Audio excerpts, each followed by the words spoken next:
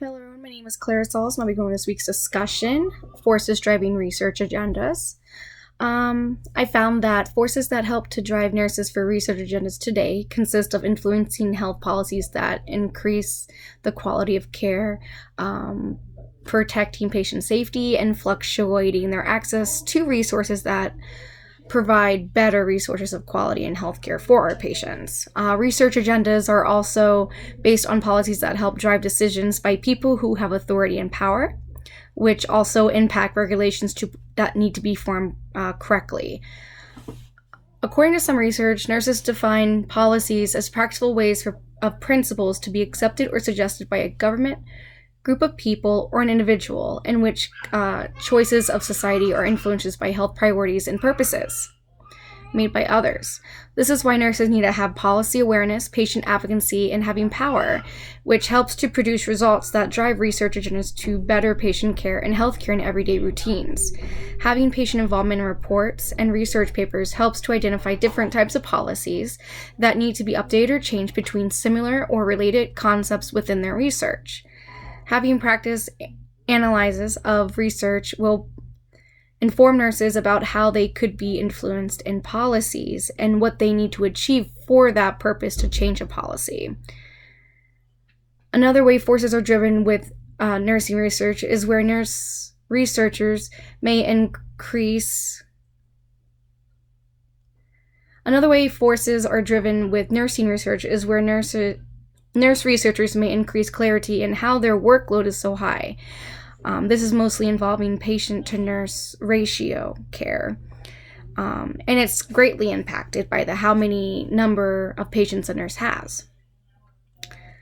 The identified changes of healthcare purposes influence attributes and consequences of policy influencers, which may also give guidance to nurse administrators and managers, which help them to achieve a high level of leadership step by step to be influenced in policy changes. What I mean by this is that there are some nurses who are really good at a particular feature, such as cardiovascular, respiratory, patients on ventilators, nurses who get good sticks with IVs.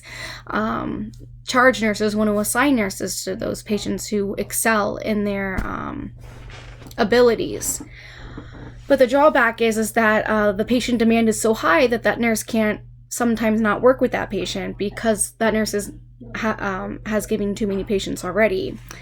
And this affects the overall profession either way. I believe that nursing agendas are driven to affect the overall nursing profession for better patient outcomes. These patient outcomes focus on issues that involve reducing pressure ulcers, falls that may result in injury, urinary tract infections from urinary catheters, and central line associated bloodstream infections. When patient-to-nurse ratios are influenced by 20-1, for example, it leads to infections and injuries with patients who are less aware.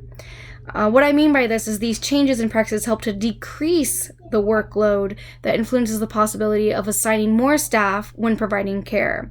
So maybe in long-term care facilities or rehab facilities, maybe a nurse should have maybe 10 patients instead of 20, or at least the max should be 15. So this is leading to the nurse variables that focus on the needs of the patient care, such as health statuses, comorbid medical conditions, functional statuses, family resources and needs, and capacity with giving self-care. An example that includes how nurses assess each patient for fall, in which starts upon admission, and then we implement the evidence-based fall precaution for that patient, in which gives preventative interventions that will help develop measures for better safety quality by reducing patient-to-nurse ratios. Thank you so much.